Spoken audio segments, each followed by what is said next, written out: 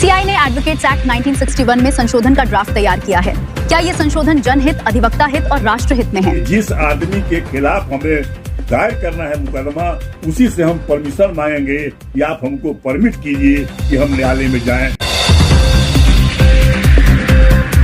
अंग्रेजों ने भारतवासियों को शोषित प्रताड़ित करने के लिए रोलेट एक्ट 18 मार्च 1919 को पारित किया।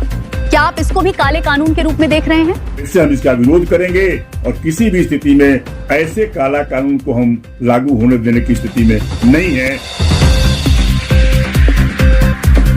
लोकतंत्र की रक्षा, संविधान की सुरक्षा और वकीलों के हितों को बचाने के लिए अखिल भारतीय अधिवक्ता कल्याण समिति क्या करने जा रही है? विचार हम लोगों का नहीं माना गया तो हम लोगों को बाध्य होकर के हम लोगों ने निर्णय लिया है कि हम लोग इसके लिए राष्ट्रीय आंदोलन जैसे 18-19-25 में किया था, उस ढंग से 27 लाख वकील कम से कम इस पर ताक रहे हैं। वो सब ये देख रहे हैं कि शायद से सड़क पर उठना पड़ेगा और सड़क से संसद जाना होगा तो वहां तक जाया जाएगा। वो सब ये देख रहे हैं कि शायद से सड़क पर उठना पड़ेगा और सड़क से संसद जाना होगा तो वहां तक जाया जाएगा। 2 दशकों से मध्य प्रदेश, राजस्थान, बिहार, उत्तर प्रदेश, पश्चिम बंगाल, हरियाणा और गुजरात सहित कई राज्यों की प्रतियोगी परीक्षाएं पेपर लीक से प्रभावित होती रही हैं। पता ये लगाना है कि वो कहाँ से रहा है, कर कौन रहा है, और जो कर रहा है उसको कड़ी से कड़ी सजा दी जाए। अब ये मंत्री जी के एकमात्र इस्तीफा दे देने से जिसने लीक किया पेपर का वो तो बैठा हुआ है कहीं। भ्रष्टाचार पर कठोर दंड और त्वरित न्याय की मांग तेज हो रही है। निष्पक्ष परीक्षा व्यवस्था ही युवाओं के भविष्य और देश के विश्वास की सबसे बड़ी कसौटी है। आजाद न्यूज नेटवर्क, सत्य की आवाज, राष्ट्रवासियों का विश्वास। हर विशेष खबर पर हमारी पैनी नजर। हमारी सोच और संकल्प प्रकृति संरक्षण की दृढ़ता के साथ विकसित भारत। हम सब मिलकर बनाएंगे शहीदों के सपनों का हमारा भारत, जो हर भारतीय के रोम रोम में बसा हो। जय हिंद, नमस्कार, प्रणाम। एएनएन न्यूज में आपका स्वागत है। हमारा संदेश है, हम चले स्वस्थ देश से स्वस्थ विश्व की ओर। देश के मुद्दे में आज हम बात करते हैं। 2 दशकों से मध्य प्रदेश, राजस्थान, बिहार, उत्तर प्रदेश, पश्चिम बंगाल, हरियाणा और गुजरात सहित अनेक राज्यों की प्रतियोगी परीक्षाएं पेपर लीक से प्रभावित होती रही हैं। अब ये संकट राज्यों तक सीमित नहीं रहा, राष्ट्रीय स्तर की परीक्षाएं भी इसकी चपेट में हैं और निष्पक्ष भर्ती व्यवस्था पर गंभीर प्रश्न खड़े हो चुके हैं। राष्ट्रीय स्तर की परीक्षाएं भी अछूती नहीं रही। नीट पेपर लीक ने भी करोड़ों युवाओं के भीतर दबे आक्रोश को छात्र आंदोलन में बदल दिया। बिहार की बीपीएससी एडो परीक्षा भी अनियमितताओं और कदाचार के आरोपों के बाद रद्द हुई। इसमें 935 पदों के लिए लगभग 11 लाख आवेदन चर्चा का विषय बने। भ्रष्टाचार पर कठोर दंड और त्वरित न्याय की मांग तेज हो रही है। निष्पक्ष परीक्षा व्यवस्था ही युवाओं के भविष्य और देश के विश्वास की सबसे बड़ी कसौटी है। विद्यार्थियों एवं युवा भारत के बेहतर भविष्य के लिए उठे सभी आंदोलनों को यह देश और हम सभी स्वीकार करते हैं। साथ ही साथ हमें अत्यंत सावधान रहने की भी आवश्यकता है, क्योंकि ऐसे स्वतः स्फूर्त आंदोलनों की आड़ में बहुत से असामाजिक एवं राष्ट्र विरोधी प्रवृत्ति के लोग आंदोलनकारियों की दिशा एवं दशा बदलकर उन्हें बदनाम और असफल बनाने में लगे हुए रहते हैं। ऐसे लोगों के अपने विशेष एजेंडे होते हैं। ऐसे लोग किसी भी पक्ष से हो सकते हैं। हम ऐसे किसी भी एजेंडे एवं प्रयासों का बिल्कुल भी समर्थन नहीं करते हैं। पिछले लगभग 2 दशकों से पेपर लीक होने की प्रक्रिया एक गंभीर भ्रष्टाचार का स्वरूप है। हमारे पड़ोसी देश चीन में भ्रष्टाचार के मामले में दोषी व्यक्ति की संपत्ति जब्त कर ली जाती है, उनकी नागरिकता और सारी सुविधाएं छीन ली जाती हैं। आजीवन कारावास की मृत्यु दंड का भी प्रावधान है। अभी हाल के व्हाट्सएप में इसके कई उदाहरण भी देखने को मिले हैं। इसीलिए चीन में भ्रष्टाचार करना बहुत खास बात है, जबकि भारत में बिल्कुल आम बात है। चीन प्रतिवर्ष लगभग 10 लाख लोगों को भ्रष्टाचार के मामले में सजा देता है, जो कि भारत में यह आंकड़ा कुछ हजार का ही है। वह भी न्यायालयों में लंबे समय तक लंबित रहता है। आइए इस संबंध में और विस्तार से जानने के लिए हमारे विशेषज्ञ धर्मनाथ प्रसाद यादव, पूर्व VC, Bihar state bar council सह राष्ट्रीय अध्यक्ष, अखिल भारतीय अधिवक्ता कल्याण समिति, भारत, हमसे जुड़ चुके हैं। आपका स्वागत है एएनएन न्यूज में। हमसे जुड़ने के लिए धन्यवाद। इस मुद्दे पर आप कृपया अपनी राय रखें। नमस्कार, मैं आजाद न्यूज की विशेष संवाददाता, अभी मैं बिहार बार काउंसिल में हूँ। जी बताएं। पहले हम धन्यवाद देते हैं आजाद न्यूज को कि आपने मौका दिया ऐसी ज्वलंत समस्या के बारे में सोचने और बोलने का। इसके लिए आपको बहुत बहुत धन्यवाद। और जहां तक प्रश्न पत्र के लीक का सवाल है और जो लीक हो रहे हैं, लीक पर जो आंदोलन हो जा रहा है, जो हंगामा हो जा रहा है देशव्यापी राज्यव्यापी, उसकी परिणति लास्ट में क्या हो रही है? एक छोटी सी बात करके और आंख पोंछ करके हम छोड़ दे रहे हैं। अभी फिलहाल में जो नीट वाली परीक्षा का जो पेपर लीक हुआ, इससे बड़ा दुर्भाग्य नहीं हो सकता है कि इतनी बड़ी परीक्षा, जिसकी सही आपने कहा कि बरसों की तपस्या और माता पिता का मेहनत की कमाई बर्बाद होने के बाद बच्चे जब परीक्षा के लिए तैयार होते हैं तो एक दिन 2 दिन पहले पता चलता है कि पेपर लीक हो गया। पता चलता है कि पेपर लीक हो गया। ये ऐसा शब्द है कि सुन करके हंसी भी आती है और रोने भी आता है कि किस स्थिति में ये पेपर लीक होता है और लीक होने की जो परंपरा चल रही है ये बंद नहीं हो रहा, ये बंद कैसे होगा? तो अभी जो स्थिति आई, जैसे इतना बड़ा हंगामा हुआ, राष्ट्रीय आंदोलन हुआ, हजारों छात्रों को घायल होना पड़ा, सैकड़ों को जान गंवाना पड़ गया, कुछ को जेल जाना पड़ गया, केस उस पर लाद दिए गए, लाठी चार्ज हो गए, अश्रु गैस छोड़े गए, 47 का इस्तेमाल किया गया, जैसे कोई क्रूर अपराधी के खिलाफ हम काम कर रहे हों। अपराधी इस देश में घूम रहे हैं और निहत्थे निडर होकर घूम रहे हैं। उन पर पुलिस या कार्रवाई ऐसी नहीं होती है जैसे हमारे ये निर्मम कार्रवाई की गई हमारे इनोसेंट छात्रों पर, देश के विद्यार्थियों पर, जो आज के विद्यार्थी हैं और कल के ही राष्ट्र के कर्णधार होंगे। कोई राष्ट्रपति होगा, कोई प्रधानमंत्री होगा, कोई एमपी होगा, कोई एमएलए होगा, कोई डॉक्टर होगा, कोई इंजीनियर होगा, इसी में से होगा। ये हमारे भविष्य है। इस भविष्य के साथ खिलवाड़ करने का काम हमने जो किया, मिला क्या? तो मिला कि साहब शिक्षा मंत्री केंद्रीय को इस्तीफा दे दो। दे दिया इस्तीफा। अब इस्तीफा दे देने के बाद परसों पुनः लीक होगा, फिर हंगामा खड़ा होगा, फिर कुछ लोग जाएंगे, जान गंवाएंगे और फिर एक पदाधिकारी को कहा जाएगा उसको सस्पेंड कर दो, उसको लीक से हटा दो। ये छोटी छोटी बातें समस्या का समाधान नहीं है, ये समस्या को और बढ़ा रही है। मेरा अपना सोचना ये हो सकता है इसमें कि जब तक आप दोषी को कड़ा दंड नहीं देंगे, कड़ी सजा जब तक उसको नहीं मिलेगी, तब तक इस लीक की बीमारी खत्म नहीं होगी। लीक करने वाले पदाधिकारी हो सकते हैं, लीक करने वाले अधिकारी हो सकते हैं, वो नेता हो सकते हैं, उनके प्रधान हो सकते हैं, उनके कोई साजिश जासूस हो सकते हैं। तो पता ये लगाना है कि वो कहां से रहा है, कर कौन रहा है, और जो कर रहा है उसको कड़ी से कड़ी सजा दी जाए। अब ये मंत्री जी के एकमात्र इस्तीफा दे देने से जिसने लीक किया पेपर का, वो तो बैठा हुआ है कहीं, वो फिर दूसरी तैयारी कर रहा है अपना। तो उसे दंडित नहीं करना, उसे सजा नहीं करना, उसकी छानबीन नहीं करना, उसका जांच नहीं करना, और एक तरफ से छोटी सी बात मनवा करके या कह करके हम भी संतुष्ट हो जा रहे हैं आंदोलनकारी लोग, और सरकार भी कह रही है कि आपने कहा सो हमने कर दिया, फिर दूसरा काम वही होगा। तो मेरा अपना ख्याल है कि जब तक दोषी का पता लगा करके और सही दिशा में उसे कड़ा से कड़ा सजा नहीं दिया जाए, ताकि उसको दोबारा प्रश्न पत्र लीक करने के संदर्भ में करना तो दूर रहे, सोचने में उसके रोंगटे खड़े हो जाए, उसको डर हो जाए, उसको इतना डर लगे कि साहब इतना अभी तत्काल में हुआ था, इतनी कड़ी सजा मिल गई उस व्यक्ति को, यदि इसी में कहीं हम गए तो बर्बादी हो जाएंगे। जब उसको अपनी बर्बादी की चिंता हो जाएगी, अपने जो है सब कुछ सहने की चिंता हो जाएगी, तब वो आदमी निश्चित तौर पर डरेगा। और इसको डरना कब होगा? ये तब संभव है जब व्यवस्था में परिवर्तन हो, सिस्टम में चेंजेज हो। ये व्यक्ति के हटाने और बढ़ाने से ये काम चलने को नहीं है, क्योंकि ये कॉकस बना हुआ है, एक जमात बना हुआ है, जो जमात इसके पीछे सक्रिय है और उसको संरक्षण मिलता है बड़े लोगों के माध्यम से। तो ये पता होना चाहिए जांच की एजेंसी के द्वारा कि बड़े ये कौन लगे हुए हैं।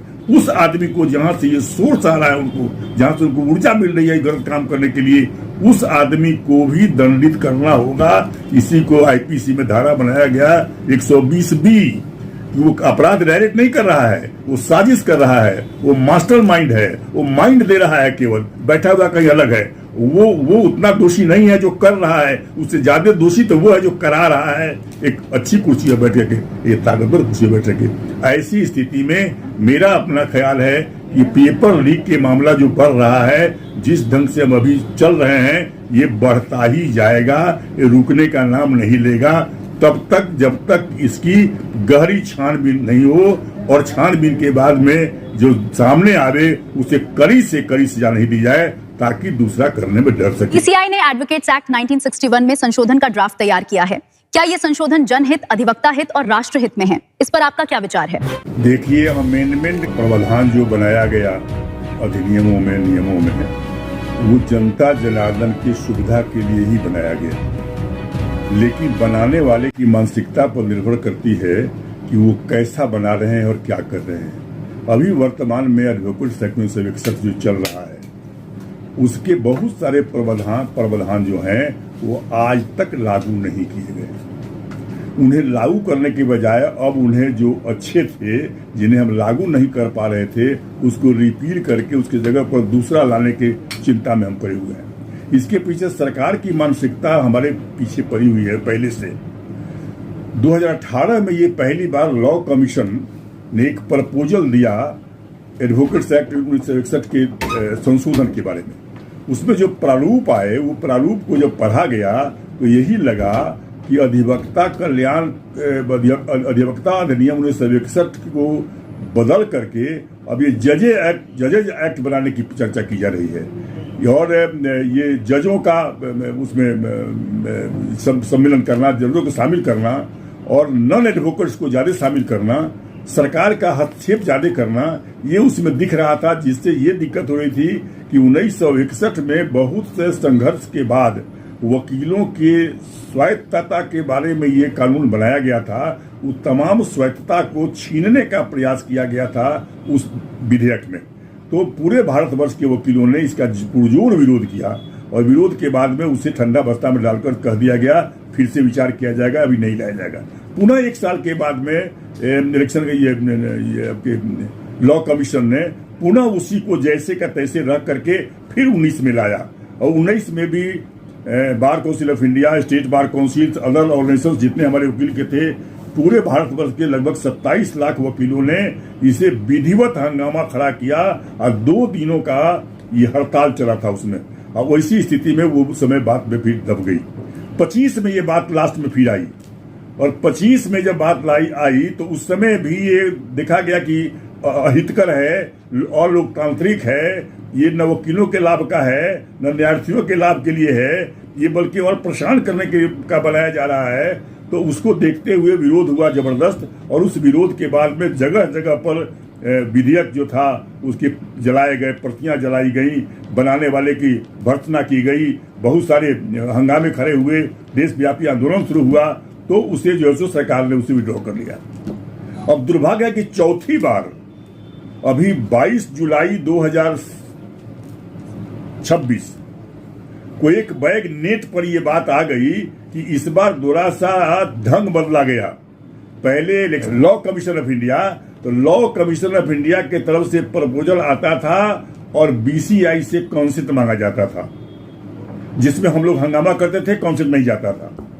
इस बार क्या चाल चल दिया गया सरकार के और हमारे बीसीआई के मिली भगत से। बीसीआई के साथ लाचारी ये हो गई है कि अभी बीसीआई के जो प्रधान हमारे हैं चेयरमैन मिस्टर मनोज कुमार साहब, ये अभी सांसद बना दिए गए हैं। अभी सांसद बनने के बाद से 2 नाव पर चढ़ गए हैं। ये एक तरफ वकील के अध्यक्ष हैं और दूसरी तरफ सांसद हैं। अब इस सरकार से जब हमें मांग के लिए लड़ना पड़ रहा है या मांग मांगनी पड़ रही है, तो इनकी स्थिति हो रही है कि हम इधर बोलें कि उधर बोलें। तो 2 नाव पर चढ़ने वाले की जो दुर्गति होती है, ये कहने की जरूरत नहीं है, वही स्थिति इनकी होने जा रही है। अब ये सरकार की तरफ कभी बोलते थे, कभी इधर बोल देते।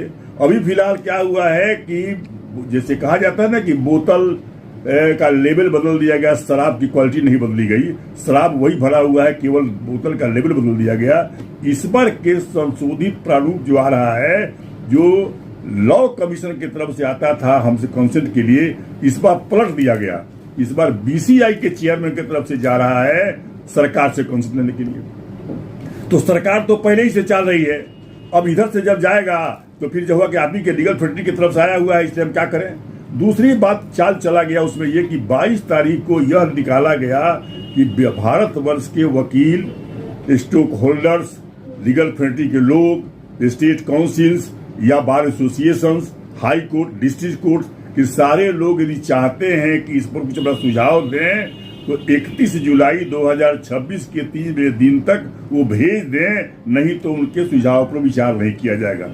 अब आपसे हम पूछना चाहेंगे कि बताइए, भारतवर्ष कितना लंबा चौड़ा देश है, 140 करोड़ लोग हैं, 27 लाख से ज्यादा वकील हैं और संस्थाएं हजारों हैं इसकी, और 4-6 दिन का समय दिया जा रहा है इतने बड़े मसले पर। अधिवक्ता अधिनियम 1961 के सारे धाराओं को पढ़ना, सारे धाराओं में अमेंडमेंट क्या क्या हो रहा है उस पर सुझाव देना, उस पर भी मंथन करना, ये घंटा 2 घंटा का काम तो है नहीं। तो जानबूझ करके क्षणिक समय दे करके कि हमने मौका भी दे दिया और नहीं देंगे 3 बजे तक तो हम इसको पास भी कर देंगे या भेज भी देंगे, ये छल पूर्ण ढंग से छलावा देते हुए एक षड्यंत्र के तहत बीसीआई के चेयरमैन साहब ने 22 तारीख को इसको नेट पर भेज दिया।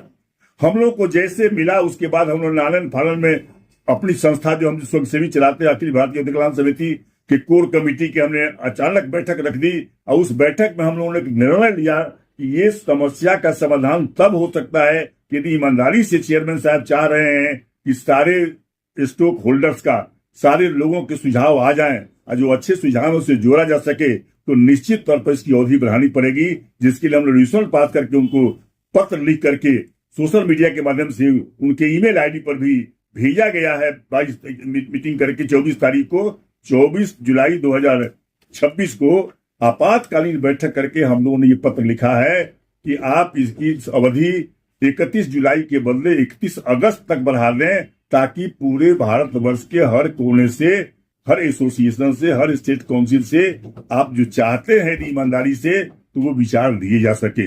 अन्यथा जो समय आपने दिया है यह समय मजाकिया समय है। इतना बड़ा काम के लिए, इतना बड़ा मंथन के लिए, इतना बड़ा सुझाव के लिए ये जोकिंग नहीं है। आप तो पहले से बना रहे होंगे या बिगाड़ रहे होंगे या सरकार का बनाया हुआ आपका मसौदा देखा गया है, वो मसौदा वही है, केवल लेबल बदला हुआ है। जो इलेक्शन जो लॉ कमीशन ने 3 बार लाने का प्रयास किया, तीनों बार वेमेंटी अपोज हुआ भारत के पैमाने पर, वही चीज घुमा फिरा करके थोड़ा सा इधर उधर करके रख दिया गया है। बल्कि इसमें एक ऐसी बात जोड़ दी गई है जो जनमानस के लिए, गरीब लोगों के लिए, वकील लोगों के लिए सबसे दुर्भाग्य है, अलोकतांत्रिक है और प्रजातांत्रिक है। आपने उसमें एक चीज जोड़ रखा है कि यदि इलेक्शन ट्रिब्यूनल बनाते हैं इलेक्शन केस को देखने के लिए, तो कोई भी एग्रीव्ड पर्सन, कोई भी दुखी पर्सन डायरेक्ट नहीं जाएगा न्यायालय में केस करने, वो न्यायालय हमारे पास आवेदन देगा, यानी बीसीआई को आवेदन देगा जिसके खिलाफ हमें केस करना है, उसको हम आवेदन देंगे। वो यदि समझेगा कि आवेदन इनका प्रेमा फैसी ठीक है तो ट्रिब्यूनल को भेजेंगे, नहीं तो वही खारिज कर देंगे।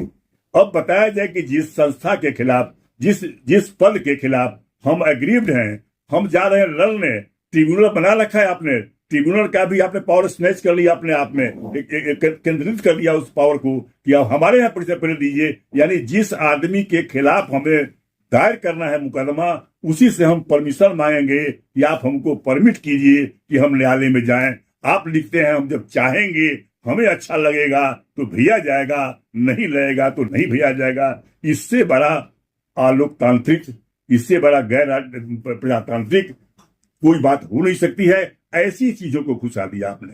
उसमें यह भी आपने घुसा दिया है कि साहब अभी जो 25 आदमी की कमेटी बनेगी, एजुकेशन कमेटी, इसमें 9 रहेंगे वकील में से और 16 रहेंगे वकील के बाहर से। ये एडवोकेट्स एक्ट है, ये वोटों के प्रोटेक्शन के लिए है।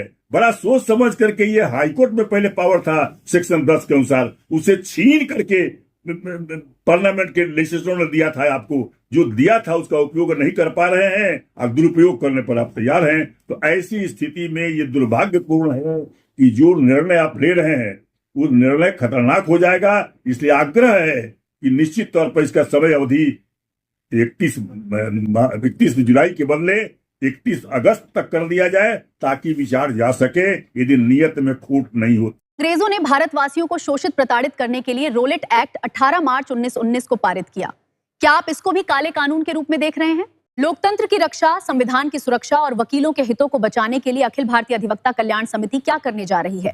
आगे आपकी रणनीति क्या है? हमारी समिति ने 24 जुलाई 2026 को जो बैठक किया आपातकालीन, जिसमें वर्चुअल मोड में भी था और फिजिकल मोड में भी था, तो वर्चुअल मोड में हमारे बिहार के बाहर से भी लोग जुटे हुए थे, जो बाहर प्रदेश के लोग अधिकारी हैं कोर कमेटी के।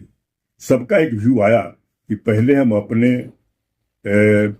चेयरमैन से, जिन्होंने जारी किया इसे, उनसे अनुरोध पत्र हम भेजें कि इसका सफिशिएंट समय देकर के जो चीज इसमें हम लोग जोड़ना चाहते हैं, जो जनहित में है, जो वकीलों के हित में है, उसको, जो न्यायार्थियों के हित में है, उसको जोड़ा जाए और नहीं जोड़ने की स्थिति में विचार किया जाए।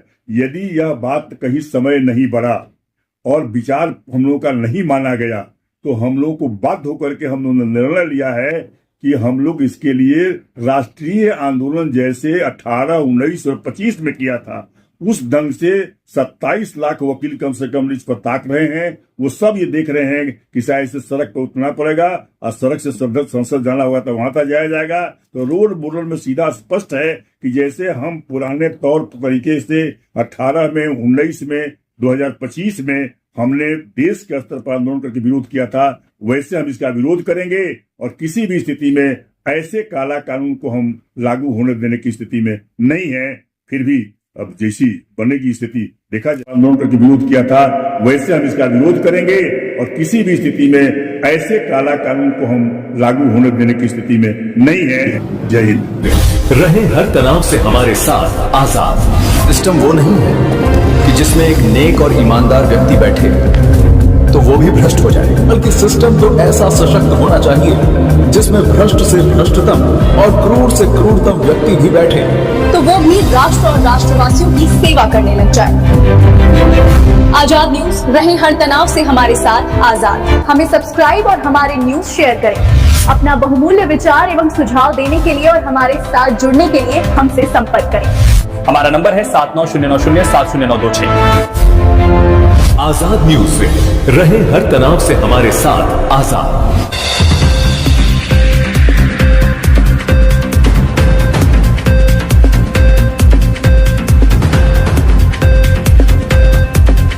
आजाद न्यूज नेटवर्क, सत्य की आवाज, राष्ट्रवासियों का विश्वास। हर विशेष खबर पर हमारी पैनी नजर।